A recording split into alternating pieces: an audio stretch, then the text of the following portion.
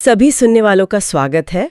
आज का विषय काफी दिलचस्प है और शायद रोजमर्रा की जिंदगी से जुड़ा हुआ भी। जब कोई लड़की बार बार आपकी तरफ देखती है तो इसका क्या मतलब हो सकता है? क्या ये बस एक संयोग है या इसके पीछे कोई खास वजह छिपी होती है? ये सवाल तो मतलब कई लोगों के मन में आता होगा। हाँ, तो हमारे पास ना इसी विषय पर कुछ जानकारी है। एक सोर्स है डिकोडिंग अ गर्ल्स रिपीटेड गेज करके, उसके कुछ हिस्से मिले हमें। आज हम इन्हीं अंशों का गहन विश्लेषण करेंगे, समझने की कोशिश करेंगे कि ये स्रोत हमें क्या बताता है। हमारा मकसद साफ है, इस स्रोत में जो बातें हैं उनकी तह तक जाना और ये समझना कि बार बार देखे जाने के पीछे क्या अलग अलग संभावित मतलब बताए गए हैं। तो चलिए इस सामाजिक संकेत की गुत्थी को सुलझाने की कोशिश करते हैं। बिल्कुल, और ये विषय इसलिए भी महत्वपूर्ण हो जाता है क्योंकि गैर मौखिक संकेत, नॉन वर्बल क्यूज जिन्हें कहते हैं, जैसे किसी की तरफ देखना, ये अक्सर बहुत सूक्ष्म होते हैं और बहुस्तरीय भी। मतलब एक ही क्रिया के पीछे कई अलग अलग भावनाएं या इरादे हो सकते हैं जो कि संदर्भ पर और व्यक्ति पर निर्भर करते हैं। ये स्रोत हमें खास तौर पर बार बार देखने के कुछ पैटर्न्स और उनकी संभावित व्याख्याएं देता है, जिन पर हम आज विस्तार से बात करेंगे। हाँ, दिलचस्प बात यह है कि स्रोत शुरू ही इस सवाल से करता है कि क्या ये देखना महज इत्तेफाक है, लेकिन फिर फौरन ये भी कहता है कि नहीं, इसके कई मतलब हो सकते हैं। तो ऐसा लगता है कि स्रोत इसे महज संयोग तो नहीं मान रहा, वो इसे एक सार्थक संकेत के रूप में देख रहा है। सही कहा। और स्रोत सबसे पहले जिस स्थिति का जिक्र करता है वो शायद सबसे ज्यादा सकारात्मक मानी जाती है, जब नजरें मिलती हैं और साथ में एक मुस्कान भी होती है। ये एक ऐसा कॉम्बिनेशन है जिसे अक्सर लोग नोटिस करते हैं ना। हाँ बिल्कुल, स्रोत में लिखा भी है, अगर उसकी नजर हर बार मुस्कान के साथ मिले तो समझ लो वो तुम्हें नोटिस कर रही है और पसंद भी। शायद ये शायद शब्द यहाँ ध्यान देने लायक है, पर इशारा तो काफी साफ लगता है। मुस्कान के साथ देखना, ये तो पॉजिटिव ही लगता है। बिल्कुल, सामाजिक मनोविज्ञान के नजरिए से देखें तो मुस्कान अपने आप में एक शक्तिशाली सकारात्मक संकेत है। ये खुलापन दिखाती है, मित्रता, स्वीकार्यता, ये सब। जब इसके साथ बार बार नजरें मिलाई जाती हैं, जैसा शोध बता रहा है, तो ये अक्सर इस बात का प्रमाण माना जाता है कि व्यक्ति आपकी उपस्थिति से सहज है, शायद आपकी तरफ आकर्षित है या कम से कम सकारात्मक रूप से आपकी ओर ध्यान दे रहा है। ये एक तरह का आमंत्रण हो सकता है, बातचीत शुरू करने का, या बस ये बताने का कि आपकी मौजूदगी को पसंद किया जा रहा है। लेकिन स्रोत ने जो शायद शब्द जोड़ा है, उसका क्या मतलब? क्या ये पक्का नहीं है कि क्या ये इस बात का संकेत है कि मुस्कान के साथ देखना भी हमेशा 100% क्लियर नहीं होता? ये एक अच्छा बिंदु है। शायद शब्द यहाँ एक जरूरी सावधानी जोड़ता है। हो सकता है व्यक्ति स्वाभाविक रूप से मिलनसार हो, है ना, या किसी और वजह से मुस्कुरा रहा हो जो सीधे तौर पर आपसे जुड़ी ना हो। स्रोत शायद ये कहना चाह रहा है कि ये एक मजबूत संकेत है, लेकिन फिर भी पूरी तरह निश्चित नहीं हुआ जा सकता। सामाजिक संकेतों की व्याख्या में हमेशा थोड़ी अस्पष्टता तो रहती ही है। यह हमें याद दिलाता है कि संदर्भ कितना महत्वपूर्ण है। क्या ये मुस्कान केवल आपकी ओर है या वो व्यक्ति आमतौर पर सभी के साथ ऐसा ही है, ये देखना पड़ता है। सही बात है, संदर्भ हमेशा मायने रखता है। अच्छा, चलिए अब दूसरी स्थिति पर आते हैं जिसका जिक्र स्रोत में है। ये पहले वाली से काफी अलग है। अगर वो देखकर तुरंत नजरें हटा ले, इसका क्या मतलब बताया गया है? ये तो काफी उलझन भरा लग सकता है। हाँ, ये स्थिति थोड़ी ज्यादा जटिल है। स्रोत के अनुसार देखकर तुरंत नजरें हटा लेना शर्मीलेपन, शाइनेस या कंफ्यूजन मतलब उलझन का संकेत हो सकता है। यहाँ महत्वपूर्ण बात यह है कि नजरें हटाना हमेशा उदासीनता या अरुचि का संकेत नहीं होता, जैसा कि कुछ लोग मान सकते हैं। तो मतलब रुचि हो सकती है, पर शायद व्यक्त करने में झिझक है। स्रोत इसी तरफ इशारा कर रहा है। जी, स्रोत का संकेत इसी ओर है। ये एक तरह का अप्रोच अवॉइडेंस बिहेवियर हो सकता है। यानी व्यक्ति देखना तो चाहता है, अप्रोच, लेकिन नजरें मिलते ही असहज होकर पीछे हट जाता है, अवॉइडेंस। ये शर्मीलेपन का क्लासिक लक्षण हो सकता है, जहां व्यक्ति सामाजिक संपर्क चाहता है लेकिन उसमें आत्मविश्वास की कमी महसूस करता है। स्रोत कन्फ्यूजन की भी बात करता है। ये उलझन अपनी भावनाओं को लेकर हो सकती है या शायद इस बात को लेकर कि सामने वाला क्या सोचेगा। लेकिन यहाँ एक सवाल उठता है, स्रोत सिर्फ शर्मीलेपन या उलझन की बात कर रहा है। क्या नजरें हटाने का मतलब तीव्र असहजता या शायद अस्वीकृति का डर भी हो सकता है, जिसका जिक्र स्रोत में सीधे तौर पर नहीं है? क्या ये व्याख्या थोड़ी सीमित नहीं लगती? ये एक बहुत ही वैध सवाल है, बहुत अच्छा पॉइंट उठाया आपने। स्रोत हमें दो संभावित कारण बताता है। लेकिन असलियत में कारण और भी हो सकते हैं।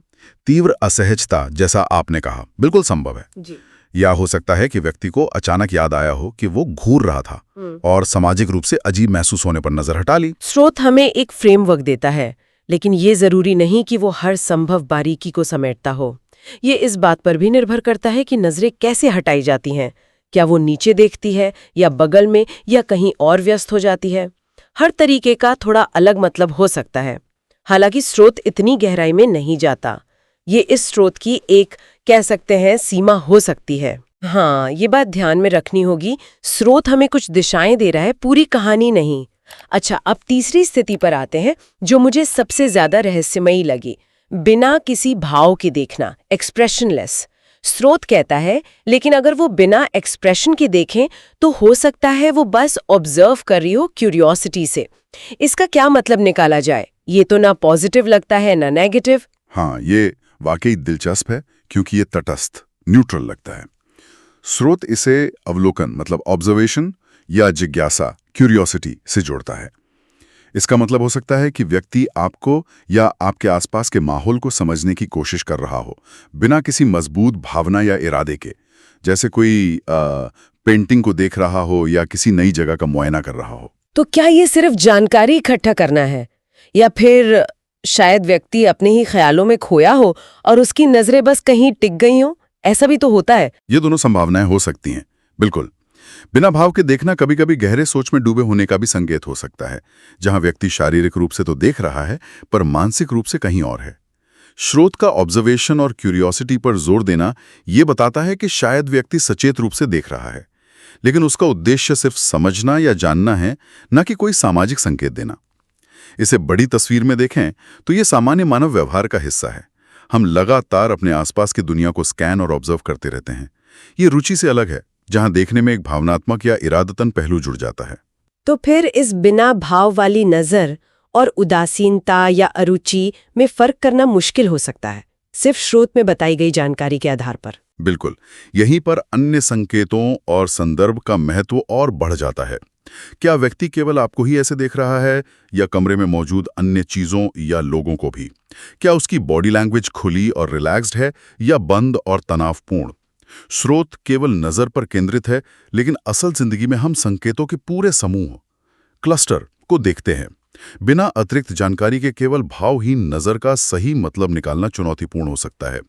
ये स्रोत हमें एक संभावना बताता है, अवलोकन, जिज्ञासा, लेकिन ये पूरी तस्वीर नहीं है। तो हमने स्रोत के हवाले से 3 अलग-अलग पैटर्न देखे।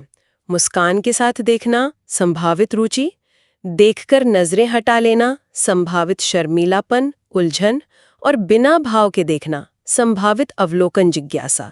एक ही क्रिया यानी बार-बार देखना और उसके कितने अलग-अलग मतलब। सही।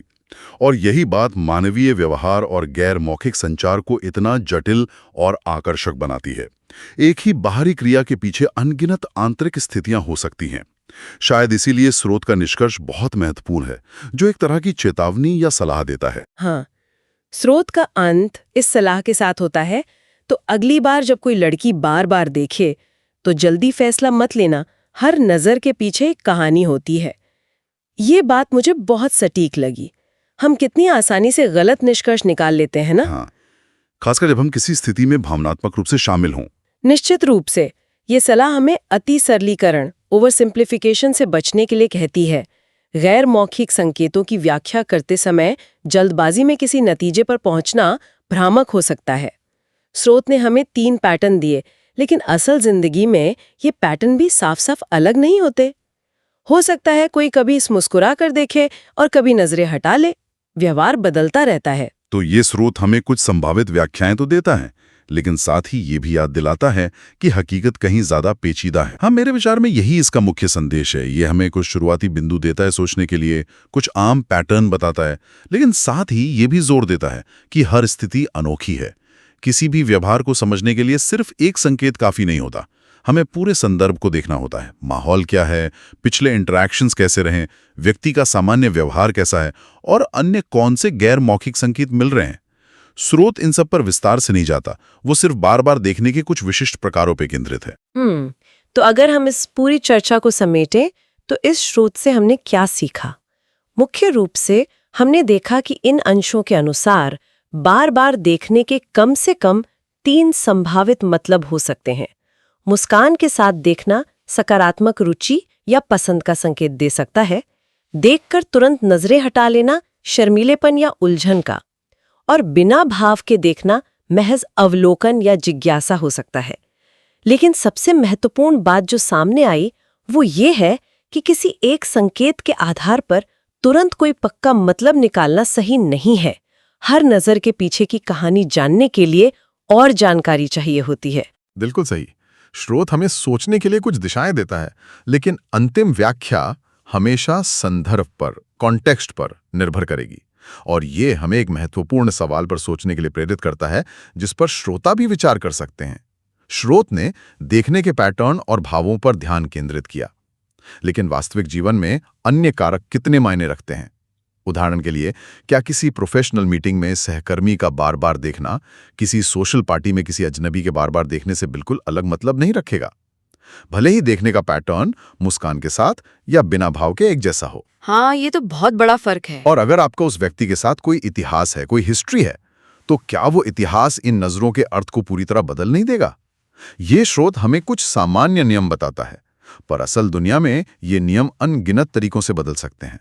संस्कृति भी एक बड़ा कारक हो सकती है कि किस तरह के देखने को क्या समझा जाता है। बिल्कुल, संदर्भ, इतिहास, संस्कृति, ये सब मिलकर एक साधारण सी लगने वाली क्रिया को भी बहुत जटिल बना देते हैं। हर स्थिति और हर इंसान वाकई अनोखा है, और उनके व्यवहार के मायने भी। ये स्रोत हमें कुछ संभावनाएं दिखाता है, लेकिन अंतिम समझ शायद व्यक्तिगत और स्थितिजन्य ही होती है। जी, मानवीय संकेतों की ये दुनिया वाकई पेचीदा है और हमेशा सीखने के लिए कुछ नया पेश करती है। आज की इस चर्चा के लिए इन अंशों के विश्लेषण से बस इतना ही। अगर आपको वीडियो अच्छा लगा हो तो वीडियो को लाइक करें और चैनल को सब्सक्राइब करें, ताकि और भी ऐसे ही वीडियो आप तक पहुंचते रहे। धन्यवाद।